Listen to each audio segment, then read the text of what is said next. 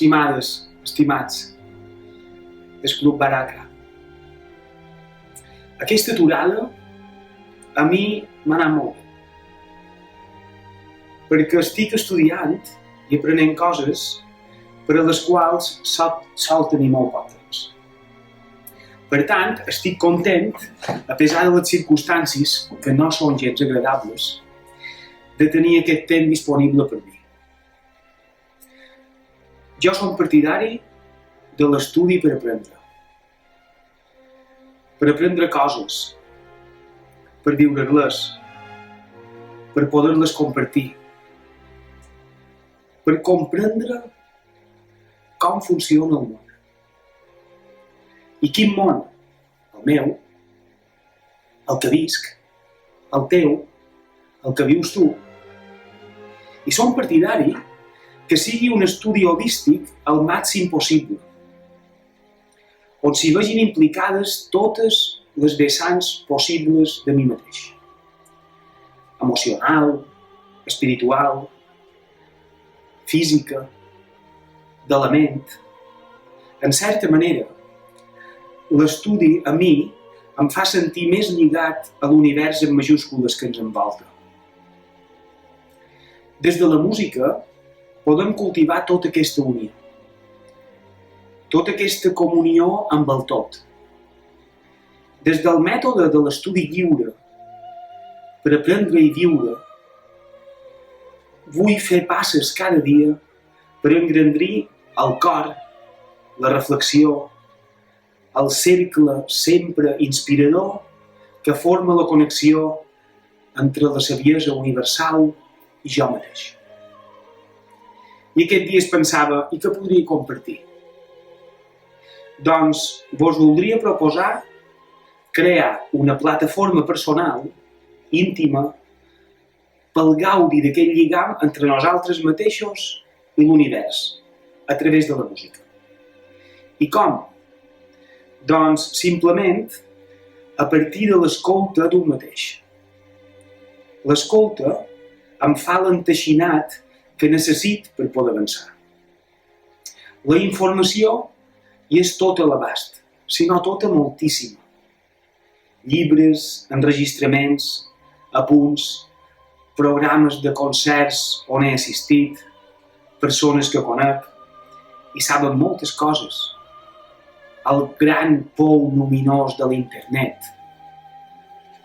Em proposo, doncs, crear-me un mapa d'interessos.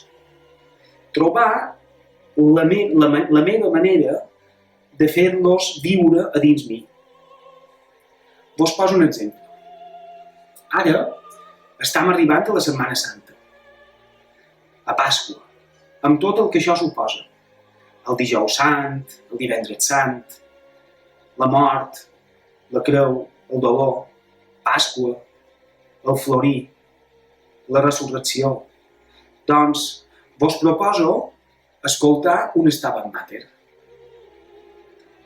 Investigar què em diu aquell Stabat Mater a mi. Buscar el què diu. Cercar i llegir una bona traducció a la llengua catalana, assegut a una cadira, a la butaca de reflexió, en silenci, aturat en el meu món.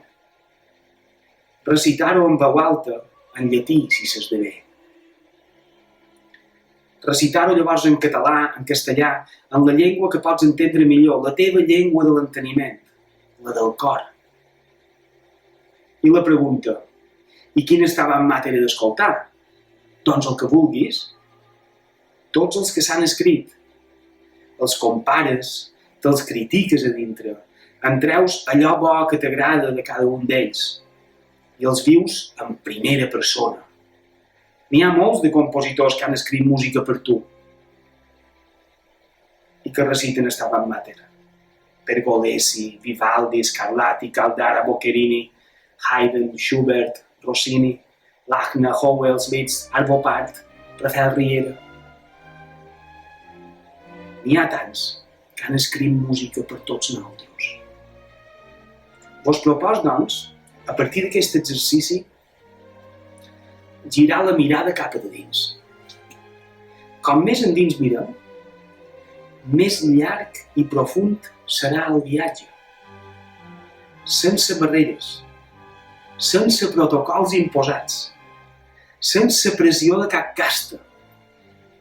L'aprenentatge floreix a l'interior per ell mateix. I ara que parlava de viatge, llegim Cavafis. Llegim la meravellosa traducció de Carles Riba de l'Ítaca de Cavafis. Doncs això, aprenguem a fer-nos la gestió del nostre propi mapa d'interessos, simplement a partir de l'estudi, de la reflexió, de l'escolta i de la implicació del cor transcendent que tots som dins aquesta meravella universal que ens ha tocat viure. Així com he proposat un Stabat Mater, proposa't lliurement el que vulguis i gaudeix. Fes un guió de l'aprenentatge, un mapa. Avui, en pedagogia, parlam dels mapes conceptuals. Fes-te el teu. Un mapa que comenci en el teu punt i sigui etern, per sempre.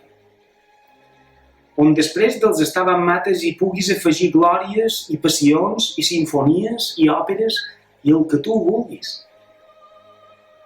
En la meva vida d'aprenentatge tot està per fer i tot és per gaudir.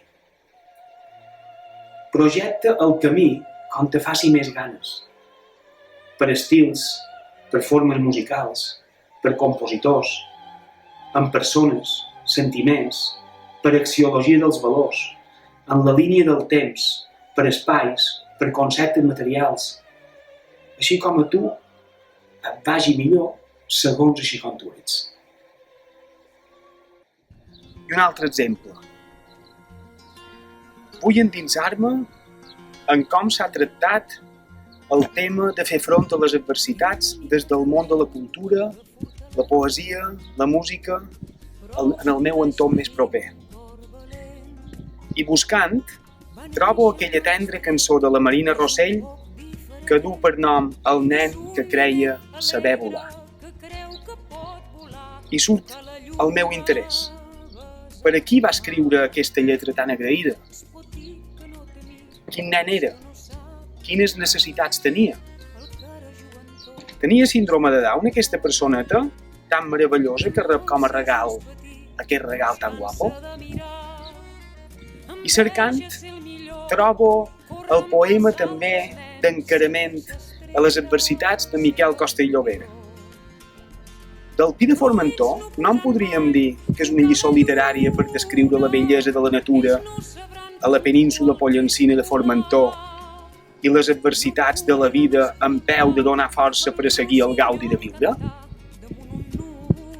L'exemple de l'Stabat Mater, igual que aquests, no cal dir-ho, és extrapolable a qualsevol tipus de música, art, esport, en tots els camps del coneixement, en els afers infinits de vida que ens envolten, en un temps de l'any o un altre, en unes circumstàncies o unes altres. Tot és flexible i lliure en el món del creixement i de l'aprenentatge. M'agradaria fer-vos un resum del que vos he volgut transmetre. Punt 1. Em creo el mapa d'interessos. Punt 2. Busco tota la informació que tinc a l'abast. Punt 3. Desmenuçar i fer-me meva aquella informació, però no passar-la just pel sedàs de la ment, sinó passar-la per tot l'ens holístic que jo mateix som. Punt 4. Fer-ho gaudi propi i gaudi dels altres per tal que pugui tornar tot al cercle dansa de la vida universal. Punt 5. Si així ho decideixo, fer que aquest mapa etern sigui una pauta per a la resta de mi. Cal crear aquest cercle estadi, regositjat i íntim per a cultivar el mapa propi d'interessos? Jo penso que sí.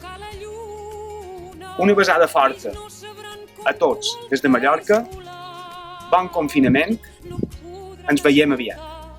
El rossinyol cantar damunt un núvol.